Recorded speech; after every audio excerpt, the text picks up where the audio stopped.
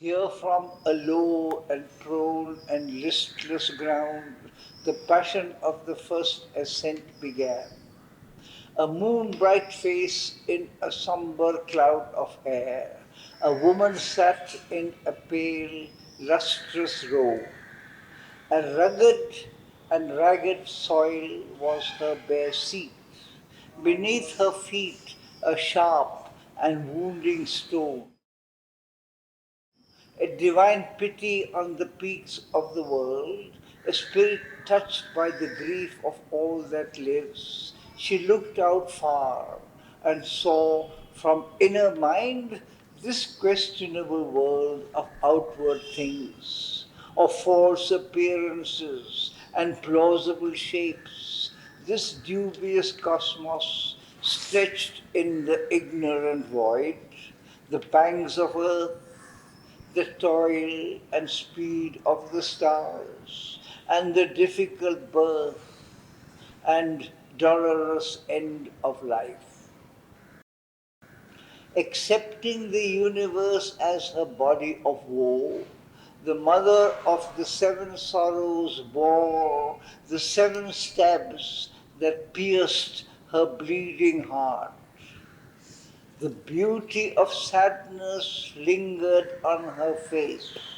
Her eyes were dim with the ancient stain of tears.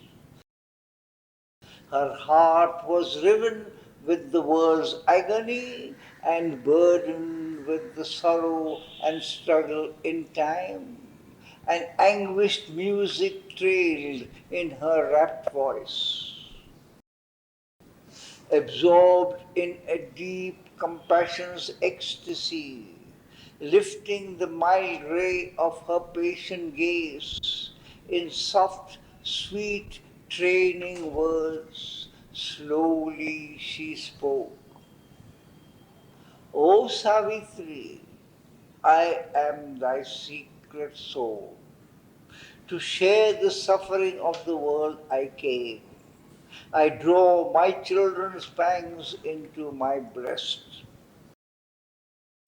I am the nurse of the dollar beneath the stars. I am the soul of all who wailing writhe under the ruthless arrow of the gods.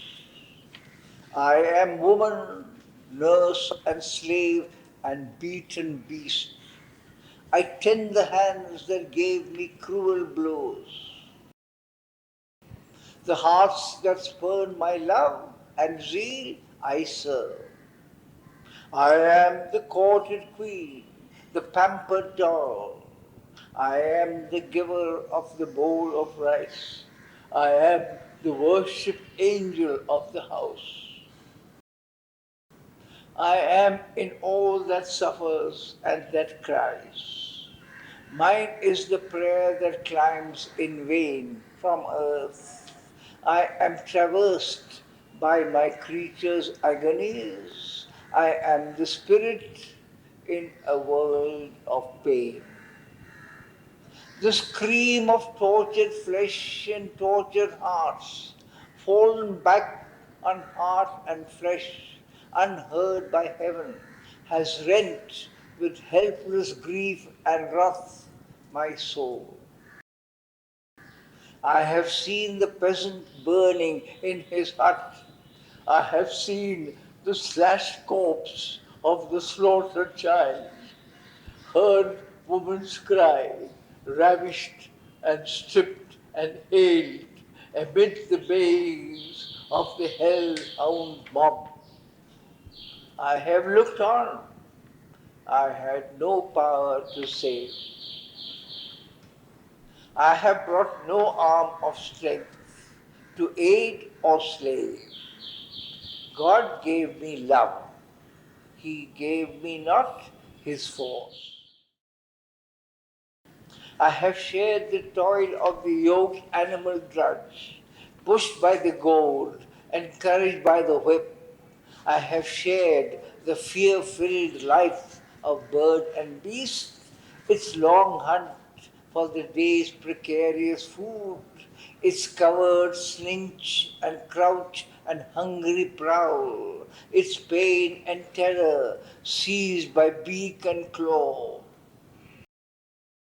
I have shared the daily life of common men, its petty pleasures and its petty cares, its press of troubles and haggard horde of ills, earth's trail of sorrow, hopeless of relief, the unwanted, tedious labor without joy, and the burden of misery and the strokes of fate. I have been pity, leaning over pain, and the tender smile that heals the wounded heart, and sympathy making life less hard to bear. Man has felt near my unseen face and hands. I have become the sufferer and his moan.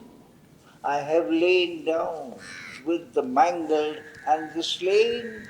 I have lived with the prisoner in his dungeon cell. Heavy on my shoulders weighs the yoke of time. Nothing refusing of creation's load, I have borne all and know I still must bear. Perhaps when the world sinks into its last sleep, I too may sleep in dumb eternal peace. I have borne the calm indifference of heaven, watched nature's cruelty to suffering things, while God passed silent by, nor turned to help. Yet have I cried not out against his will, yet have I not accused his cosmic law. Only to change this great hard world of pain, a patient prayer has risen from my breast. A pallid resignation lights my brow. Within me a blind faith and mercy dwell. I carry the fire that never can be quenched and the compassion that supports the stars. I am the hope that looks towards my God who never came to me till now. His voice I hear that ever says, I come. I know that one day he shall come at last. She ceased, and like an echo from below, answering her pathos of divine complaint, a voice of wrath took up the dire refrain, a growl of thunder or roar of angry beast, the beast that crouching growls within man's depths, voice of a tortured titan, once a god. I am the man of sorrows, I am he who is nailed on the wide cross of the universe. To enjoy my agony, God built the earth. My passion he has made his drama's theme. He has sent me naked into his bitter world and beaten me with his rods of grief and pain, that I might cry and grovel at his feet and offer him worship with my blood and tears. I am Prometheus under the vulture's beak, man the discoverer of the undying fire, in the flame he kindled, burning like a moth.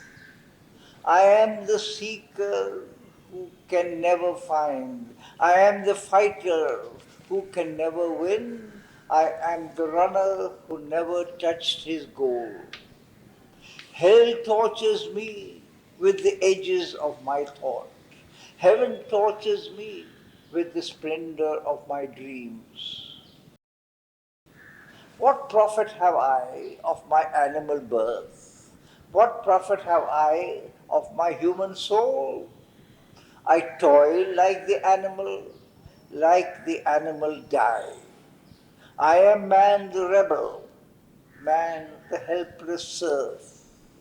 Fate and my fellows cheat me of my wage. I loosen with my blood my servitude seal and shake from my aching neck the oppressor's knees, only to seat new tyrants on my back. My teachers lesson me in slavery. I am shown God's stamp and my own signature upon the sorry contract of my fate. I have loved, but none has loved me since my birth. My fruit of works is given to other hands. All that is left me is my evil thoughts, my sordid quarrel against God and man, envy of the riches that I cannot share, hate of a happiness that is not mine. I know my fate will ever be the same. It is my nature's work and cannot change. I have loved for mine, not for the beloved's sake. I have lived for myself and not for others' lives. Each in himself is soul by nature's law. So God has made his harsh and dreadful world, so has he built the petty heart of man.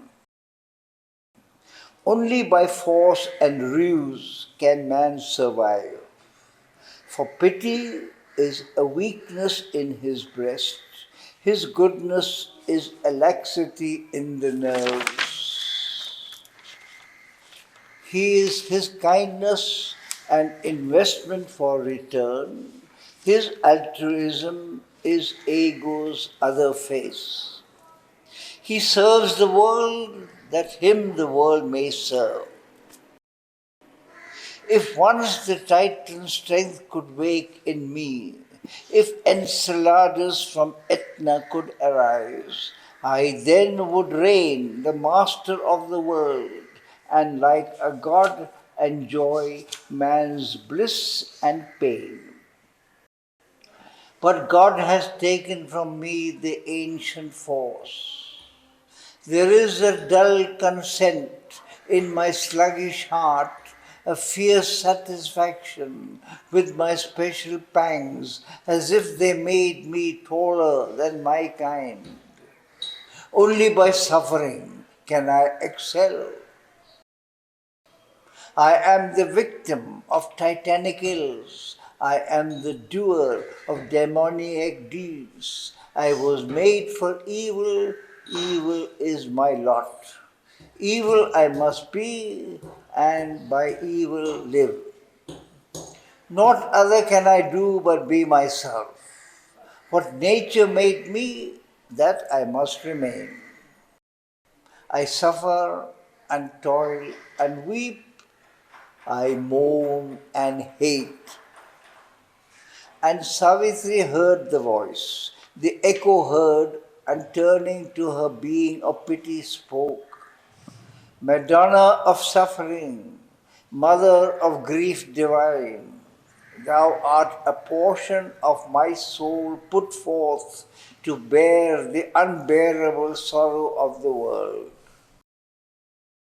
Because thou art, men yield not to their doom, but ask for happiness and strive with fate.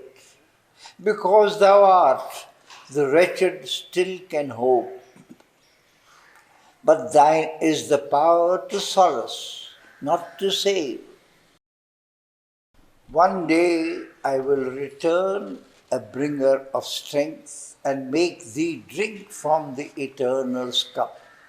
His streams of force shall triumph in thy limbs, and wisdom's calm control thy passionate heart.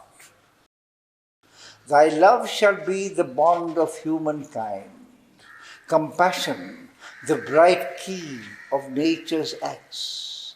Misery shall pass abolished from the earth. The world shall be freed from the anger of the beast, from the cruelty of the Titan and his pain. There shall be peace and joy forevermore. On passed she in her spirit's upward route. An ardent grandeur climbed mid ferns and rocks. A quiet wind fluttered the heart to warmth. A finer perfume breathed from slender trees. All beautiful grew, subtle and high and strange. Here on a boulder, carved like a huge throne, a woman sat in gold and purple sheen, armed with the trident and the thunderbolt, her feet upon a couchant lion's back. A formidable smile curved round her lips. Heaven fire laughed in the corners of her eyes. Her body a mass of courage and heavenly strength. She menaced the triumph of the nether gods.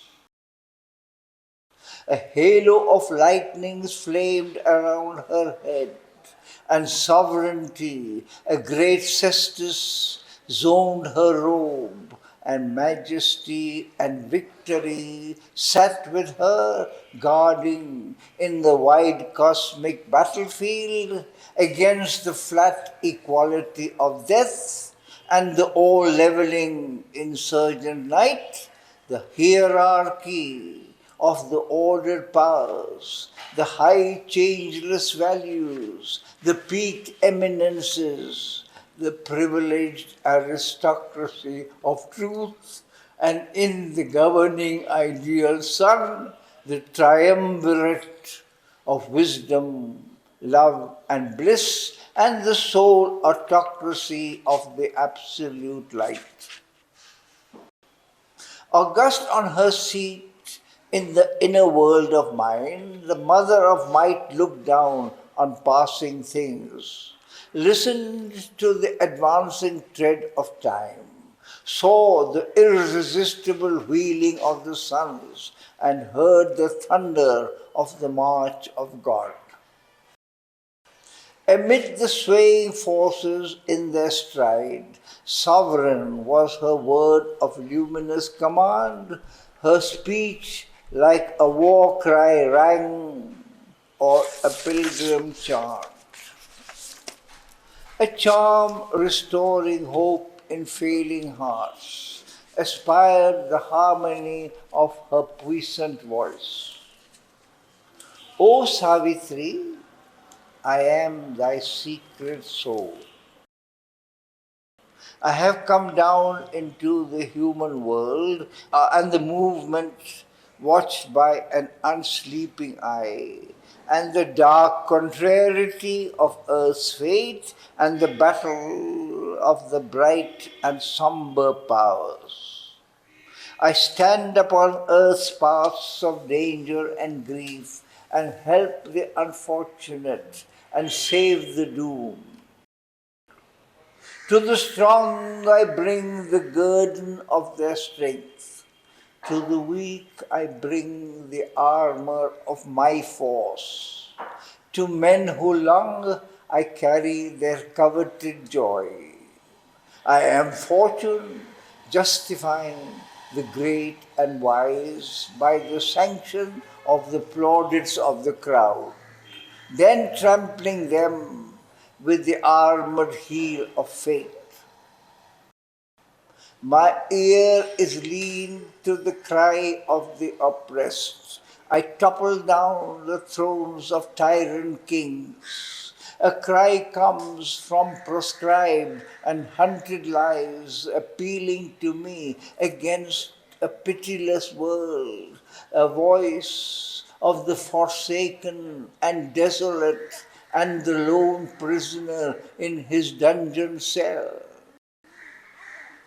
Men hail in my coming the Almighty's force, or praise with thankful tears His Saviour grace.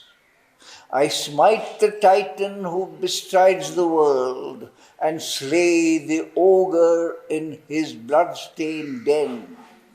I am Durga, goddess of the proud and strong, and Lakshmi, queen of the fair and fortunate. I wear the face of Kali when I kill. I trample the corpses of the demon hordes. I am charged by God to do His mighty work. Uncaring, I serve His will, who sent me forth, reckless of peril and earthly consequence. I reason not of virtue and of sin, but do the deed He has put into my heart. I fear not for the angry frown of heaven. I flinch not from the red assault of hell. I crush the opposition of the gods, tread down a million goblin obstacles.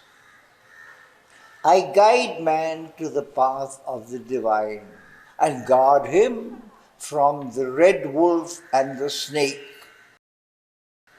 I set in his mortal hand my heavenly sword and put on him the breastplate of the gods. I break the ignorant pride of human mind and lead the thought to the wideness of the truth.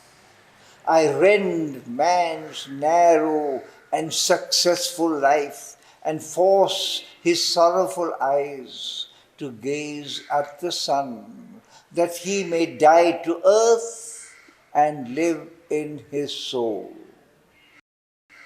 I know the goal, I know the secret route. I have studied the map of the invisible world. I am the battle's head, the journey's star. But the great obstinate world resists my word, and the crookedness and evil in man's heart is stronger than reason, profounder than the pit, and the malignancy of hostile powers puts craftily back the clock of destiny, and mightier seems than the eternal will. The cosmic evil is too deep to unroot.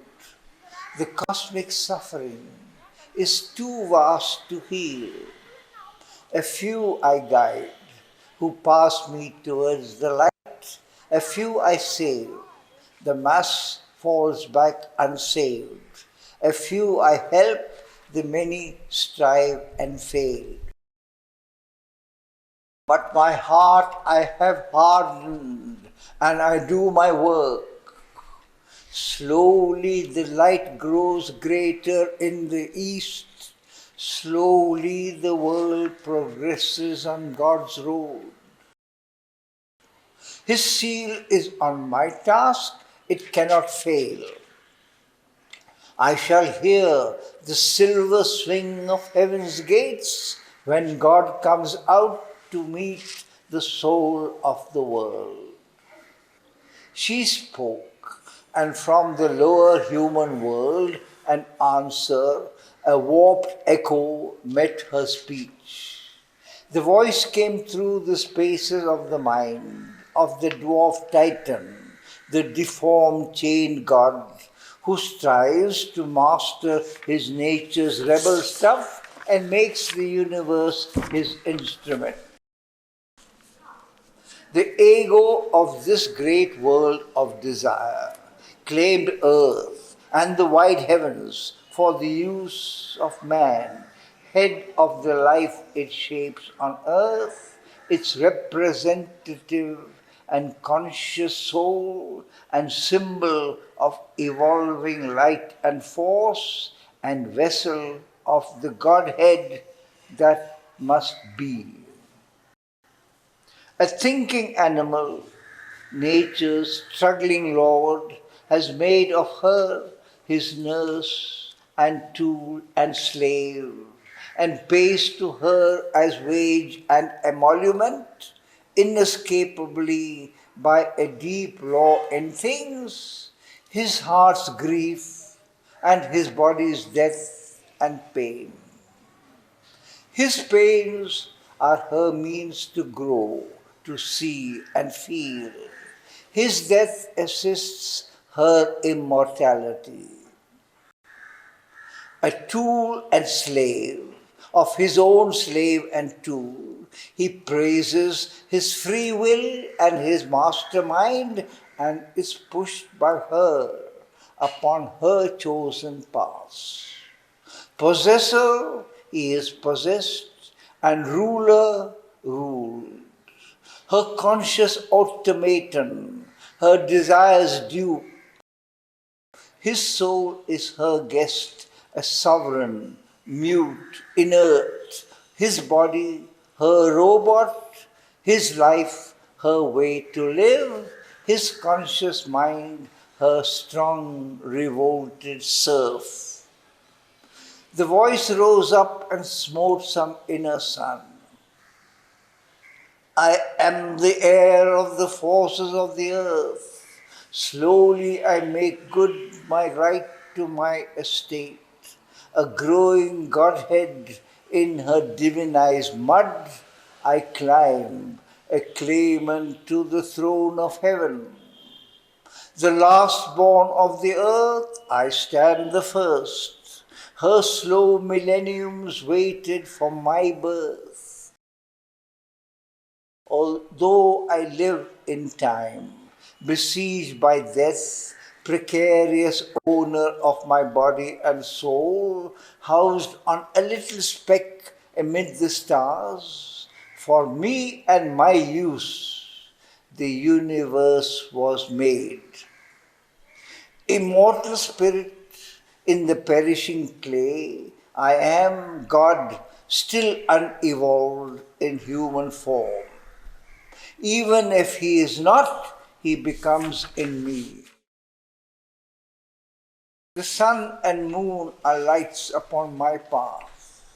Air was invented for my lungs to breathe, conditioned as a wide and walled space for my winged chariot's wheels to cleave a road, and the sea was made for me to swim and sail and bear my golden commerce on its back. It laughs, cloven by my pleasure's gliding keel. I laugh at its black stare of faith and death.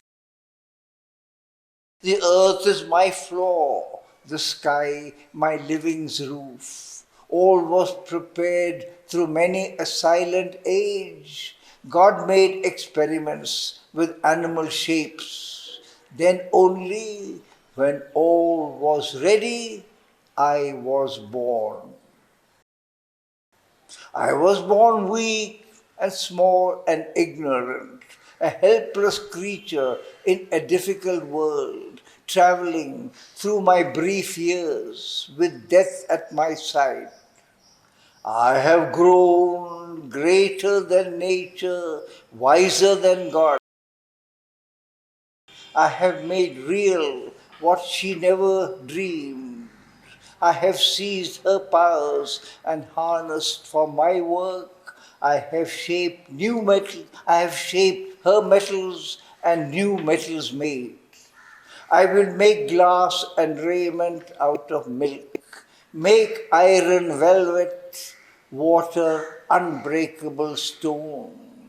Like God, in his astuce of artist skill, mold from one primal plasm protean forms in single nature's multitudinous lives, all that imagination can conceive. In mind intangible, remold anew in matters plastic, solid, and concrete. No magic can surpass my magic skill. There is no miracle I shall not achieve. What God imperfect left, I will complete. out of a tangled mind and half-made soul, his sin and error I will eliminate. What he invented not, I shall invent. He was the first creator. I am the last. I have found the atoms from which he built the worlds. The first tremendous cosmic energy mission shall leap to slay my enemy kin, expunge a nation, or abolish a race. Death's silence leave where there was laughter and joy. Or the fissured invisible shall spend God's force to extend my comforts and expand my wealth, to speed my car, which now the lightnings drive, and turn the engines of my miracles. I will take his means of sorcery from his hands and do with them greater wonders than his best. Yet through it all I have kept my balanced thought. I have studied my being.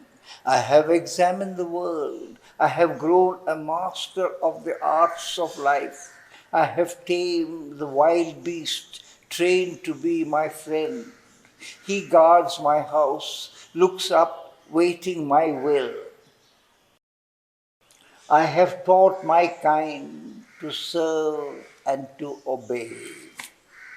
I have used the mystery of the cosmic waves to see far distance and to hear far words. I have conquered space and knitted close all earth.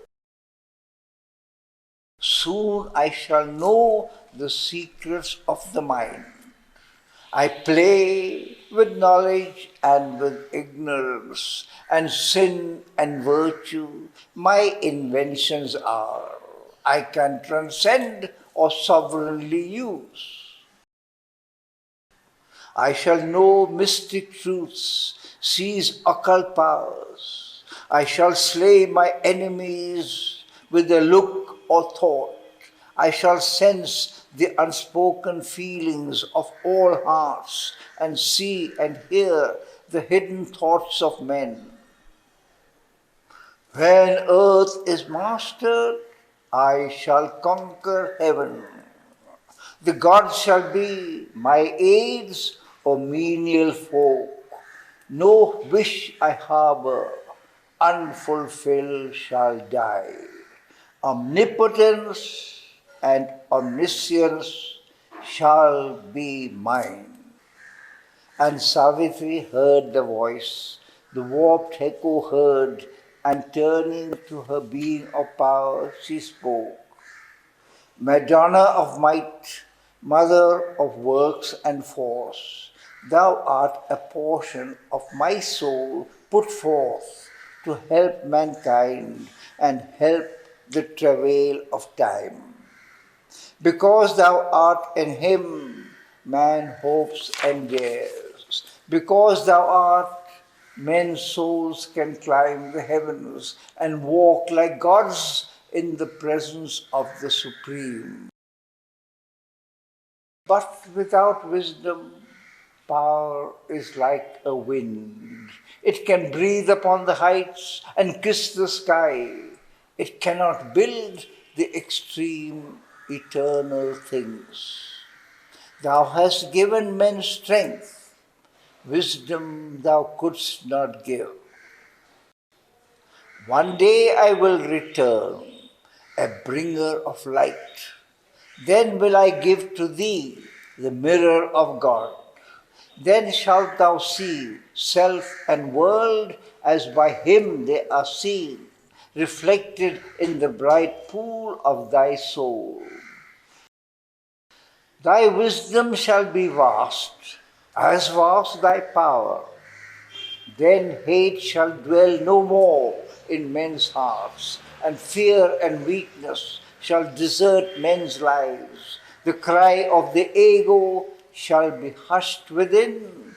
Its lion roar that claims the world as food, all shall be might and bliss and happy force. Ascending still her spirit's upward route, she came into a high and happy space, a wide tower of vision whence all could be seen and all was centered in a single view, as when by distance separate scenes grow one, and a harmony is made of hues at war. The wind was still and fragrance packed the air. There was a carol of birds and murmur of bees, and all that is common and natural and sweet, yet intimately divine to heart and soul. A nearness thrilled of the spirit to its source, and deepest things seemed obvious, close, and true. Here, living center of that vision of peace, a woman sat in clear and crystal light. Heaven had unveiled its luster in her eyes. Her feet were moonbeams. Her face was a bright sun. Her smile could persuade a dead, lacerated heart to live again and feel the hands of calm. A low music heard became her floating voice.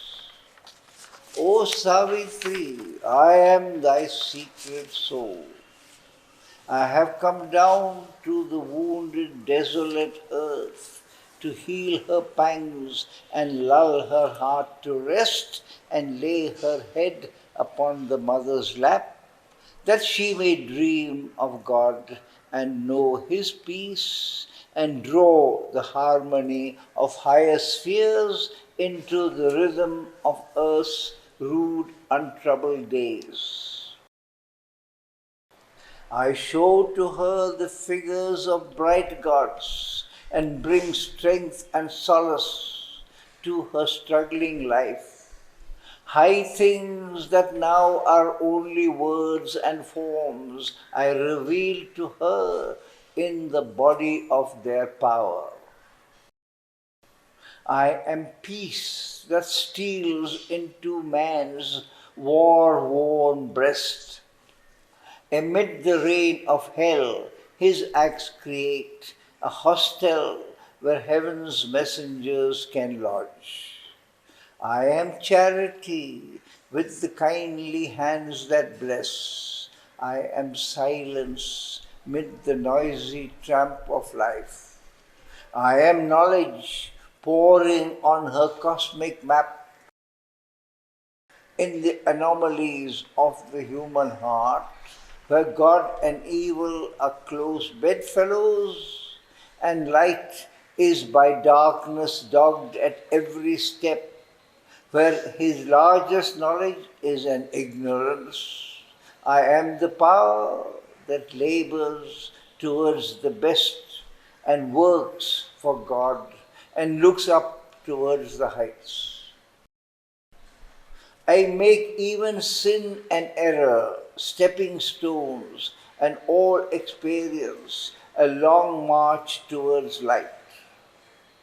Out of the inconscient, I build consciousness and lead through death to reach immortal life. Many are God's forms by which He grows in man. They stamp His thoughts and deeds with divinity, uplift the stature of the human clay, or slowly transmute it into heaven's gold. He is the good for which men fight and die. He is the war of right with tightened wrong. He is freedom rising deathless from her pyre. He is valor guarding still the desperate pass, or lone and erect on the shattered barricade, or a sentinel in the dangerous echoing night. He is the crown of the martyr burned in flame, and the glad resignation of the saint, and courage indifferent to the wounds of time, and the hero's might wrestling with death and fate. He is wisdom incarnate on a glorious throne, and the calm autocracy of the sage's rule. He is the high and solitary thought, aloof above the ignorant multitude. He is the prophet's voice, the sight of the seer. He is beauty, nectar of the passionate soul. He is the truth by which the spirit lives. He is the riches of the spiritual vast, poured out in healing streams on indigent life. He is eternity, lured from hour to hour. He is infinity in a little space. He is immortality in the arms of death. These powers I am, and at my call they come. Thus slowly I lift man's soul nearer the light.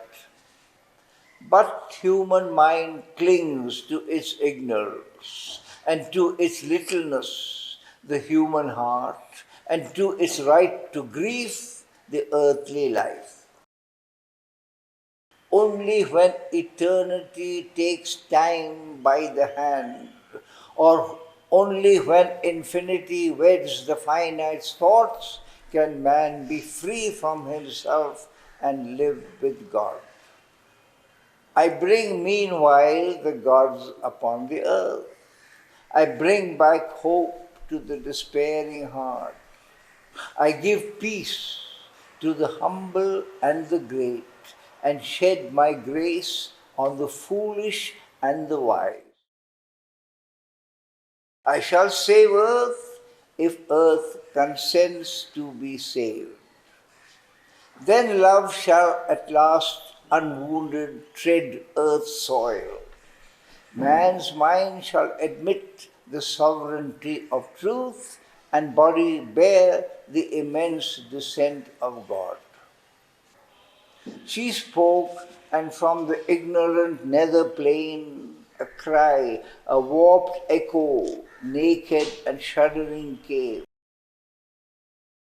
A voice of the sense-shackled human mind carried its proud complaint of godlike power, hedged by the limits of a mortal's thoughts, bound in the chains of earthly ignorance. Imprisoned in his body and his brain, the mortal cannot see God's mighty whole or share in his vast and deep identity, who stands unguessed within our ignorant hearts and knows all things because he is one with all. Man only sees the cosmic surfaces. Then, wondering what may lie hid from the sense, a little way he delves to depths below. But soon he stops. He cannot reach life's core or commune with the throbbing heart of things. He sees the naked body of the truth, though often baffled by her endless garbs, but cannot look upon her soul within. Then, furious for a knowledge absolute, he tears all details out and stabs and digs. Only the shape's contents he holds for use. The spirit escapes or dies beneath his knife.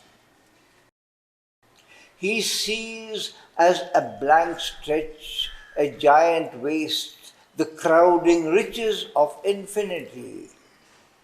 The finite he has made his central field.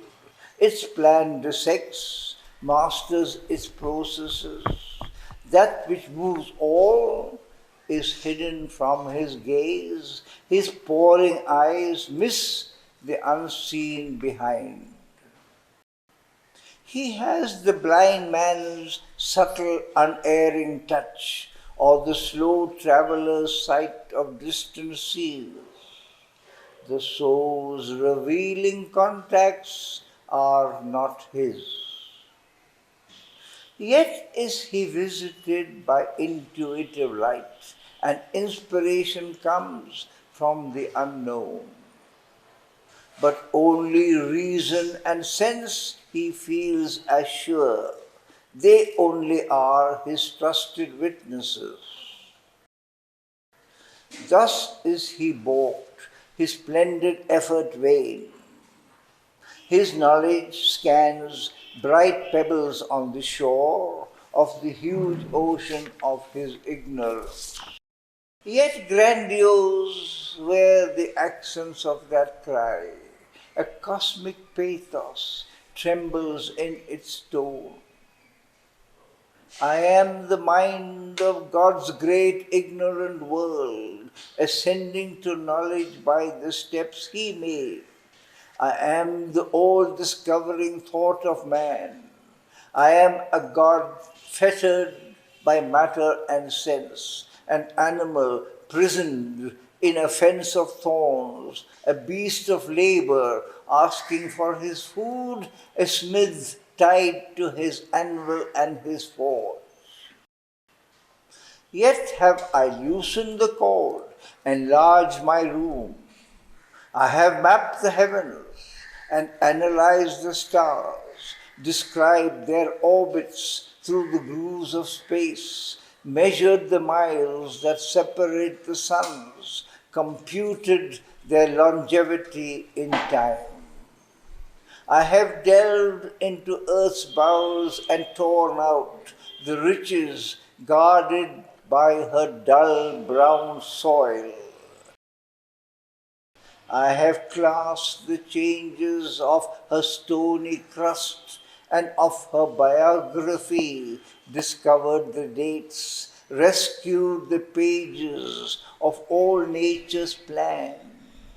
The tree of evolution I have sketched, each branch and twig and leaf in its own place. In the embryo, tracked the history of forms and the genealogy framed of all that lives.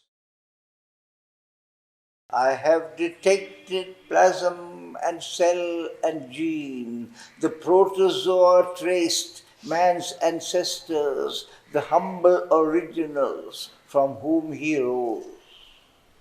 I know how he was born and how he dies. Only what end he serves, I know not yet, or if there is aim at all, or any end, or push of rich, creative, purposeful joy in the wide works of the terrestrial power. I have caught her intricate processes, none is left. Her huge machinery is in my hands. I have seized the cosmic energies for my use. I have poured on her infinitesimal elements, and her invisible atoms have unmasked. All matter is a book I have perused. Only some pages now are left to read. I have seen the ways of life, the paths of mind. I have studied the methods of the ant and ape, and the behavior learned of man and worm. If God is at work, His secrets I have found. But still the cause of things is left in doubt. Their truth flees from pursuit into a void. When all has been explained, nothing is known. What chose the process? Whence the power sprang? I know not, and perhaps shall never know. The mystery is this mighty nature's birth. A mystery is the elusive stream of mind. A mystery, the protean freak of life. What I have learned, chance leaps to contradict. What I have built is seized and torn by fate. I can foresee the acts of matter's force, but not the march of the destiny of man. He is driven upon paths he did not choose. He falls trampled underneath the rolling wheels. My great philosophies are a reasoned guess. The mystic heavens that claim the human soul are a charlatanism of the imagining brain. All is a speculation or a dream. In the end, the world itself becomes a doubt.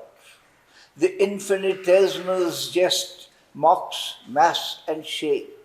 A laugh peals from the infinite's finite mask.